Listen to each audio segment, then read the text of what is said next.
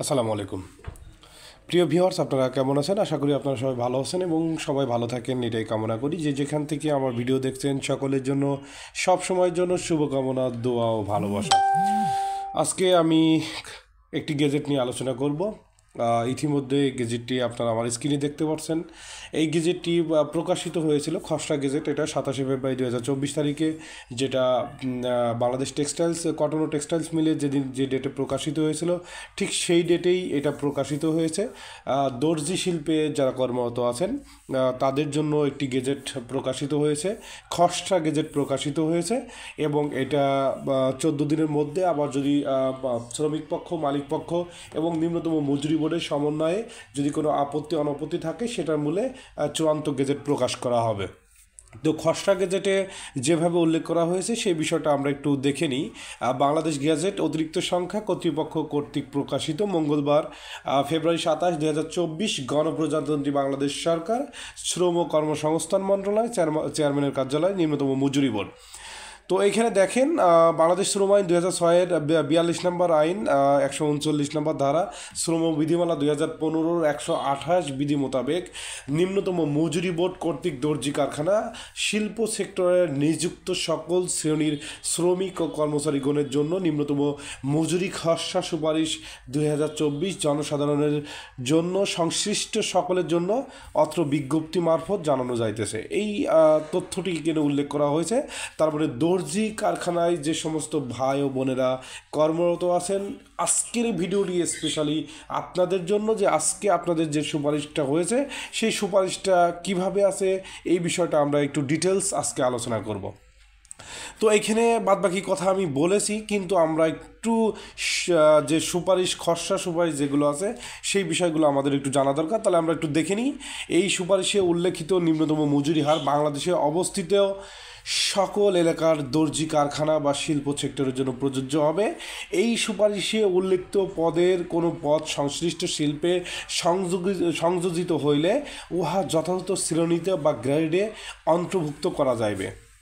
উক্ত শিল্প সেক্টরে তফসিলে উল্লেখিত শ্রমিক বর্তমানে যে গ্রেডে কর্মরত আছেন সেই গ্রেডেই তাকে স্থলাভিষিক্ত করিতে হইবে এবং তার মজুরি নির্ধারণ করিয়া বর্তমান প্রাপ্ত মজুরির সহিত সুপারিশকৃত বর্ধিত মজুরি যোগ করিয়া তাহার মজুরির নির্ধারণ করিতে হইবে। কোনো শ্রমিককেই নিম্ন গ্রেডভুক্ত করা যাইবে না। এই সুপারিশের প্রেক্ষিতে সরকার কর্তৃক প্রজ্ঞাপন জারির পর হইতে শিল্প সেক্টরের মালিকগণ তফসিলে উল্লেখিত পদবিন্যাস অনুযায়ী যথাক্রমে যথাযথ পদে সন্নিবেশিত করিয়া মজুরি রেজিস্টারভুক্ত করত মজুরি স্লিপ প্রদান করিবেন। তো এই বিষয়টা হচ্ছে আমরা কিন্তু জানি, সবাই জানি যে এই সুপারিশগুলো থাকে।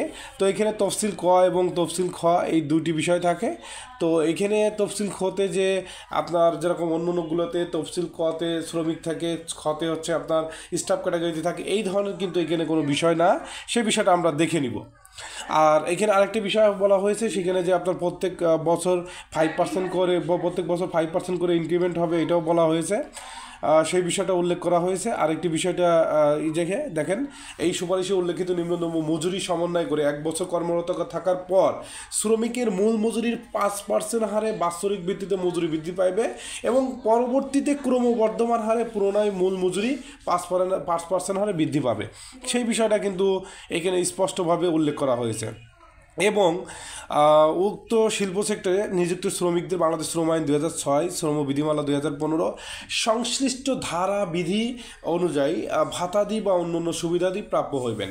এই সুপারিশের কোনো অংশ প্রচলিত বাংলাদেশে শ্রম আইন 2006, বাংলাদেশ শ্রম বিধিমালা 2015 সহিত সাংঘর্ষিক হইলে এই অংশ বাতিল বলে গণ্য হইবে। আপনারা সবাই জানেন, আমাদের পরিচিত sir Liaquat Ali Molla sir, chairman, senior জেলা জজ, নিম্নতম মজুরি বোর্ড। এবার চলেন আমরা একটু দেখে নিই তফসিল কথে শ্রমিকগণের জন্য মাসিক মজুরির হার। তো এখানে গ্রেড 1-এ উচ্চতার দক্ষ কাটার মাস্টার ও কাটার মাস্টার লেডিস জেন্টস, এই দুইটা ক্যাটাগরি করা হয়েছে। উচ্চতার দক্ষ গ্রেড 1-এ অনলি দুইটা পদবি সংযুক্ত হয়েছে, কাটার মাস্টার লেডিস এবং জেন্টস, এই দুইটা করা হয়েছে। এবং এখানে বিভাগীয় শহর এবং জেলা উপজেলা শহর, এবং এটা 2 ক্যাটাগরি করা হয়েছে। যারা গ্রেড ওয়ানের অন্তর্ভুক্ত হবে তাদের বেতন হবে 20,520 টাকা। আমি আবারও বলছি, যারা গ্রেড ওয়ানের অন্তর্ভুক্ত হবে উচ্চতার দক্ষ কাটার মাস্টার জেন্টস বা কাটার মাস্টার লেডিস জেন্টস এই দুটাই বিভাগীয় শহরে হবে 20,520 এবং জেলা শহর বা উপজেলা শহরে 19,830 টাকা। এবং গ্রেড 2তে উচ্চতার দক্ষ হিসাবরক্ষক, সেলসম্যান, ডেলিভারি ম্যান, স্টোরম্যান, পুরুষদের কোট, প্যান্ট, শেরওয়ানি, সাফারি, ডাক্তার অ্যাফরন, অনুরূপ সেলাই কারিগর এই সংশ্লিষ্ট বিষয় বা মহিলাদের বোরকা, apron, coat, pant, maxi, midi বা অনুরূপ সেলাই কারিগর এই সংশ্লিষ্ট 5টা পদবিতে যারা 2 নম্বর গ্রেডে এই সংশ্লিষ্ট পদবিতে যারা কর্মরত থাকবে, এই গ্রেড 2তে এই উচ্চতার দক্ষ এই 5টি গ্রেডে যারা কর্মরত থাকবে তাদের বিভাগীয় শহরে 19,260 টাকা, বিভাগীয় শহরে 19,260 টাকা এবং উপজেলা শহরে 18,615 টাকা। এবং গ্রেড 3তে যারা আছে দক্ষ, গ্রেড 3তে যারা আছে দক্ষ পুরুষদের জন্য shirt, Punjabi, pyjama, school dress বা অনুরূপ সেলাই কারিগর এবং মহিলাদের blouse, frock, kameez, salwar, three piece বা অনুরূপ সেলাই কারিগর, রেডিমেড পোশাক পুরুষ, মহিলা ও শিশুদের জন্য যারা আছে এখানে তিনটি পদবি আছে। এই গ্রেড 3তে দক্ষ এই 3টি পদবিতে যারা কর্মরত আছেন যে সমস্ত ভাই ও বোনেরা, আপনাদের বেতন হবে 18,420 টাকা, 18,420 টাকা এবং জেলা এবং উপজেলা শহরে হবে 17,805 টাকা। এবং গ্রেড 4-এ যে সমস্ত ভাই ও বোনেরা কর্মরত আছেন আধাদক্ষ, গ্রেড 4-এ আধাদক্ষ যারা আছেন fusing operator, eyelet operator, overlock operator, সাধারণ সেলাই কারিগর এবং সিকিউরিটি গার্ড, এই গ্রেড 4-এ এই 5টি পদ সংশ্লিষ্ট পদ আধাদক্ষ এদের স্যালারি যারা বিভাগীয় শহরে আছে তাদের বেতন হবে 8,760 টাকা এবং জেলা এবং উপজেলা শহরে আছে তাদের বেতন হবে 8,490 টাকা। এবং লাস্ট একটি গ্রেড আছে যেই গ্রেডে বলা হয়েছে গ্রেড 5 অদক্ষ, এখানে জেন্টস কাজের হেল্পার বা লেডিস কাজের হেল্পার, রেডিমেড পোশাকের হেল্পার এবং অন্যান্য কাজের হেল্পার এবং টি বয়। এবং এই 5টি কাজের জন্য এই 5টি পদের জন্য জেন্টস কাজের হেল্পার, লেডিস কাজের হেল্পার, রেডিমেড পোশাকের হেল্পার, অন্যান্য কাজের হেল্পার এবং টি বয় এই 5টি অদক্ষ গ্রেড 5-এর অন্তর্ভুক্ত হবে এবং অদক্ষরা এদের স্যালারি হবে 7,500 টাকা বিভাগীয় শহরে, জেলা এবং উপজেলা শহরে তাদের স্যালারি হবে 7,225 টাকা।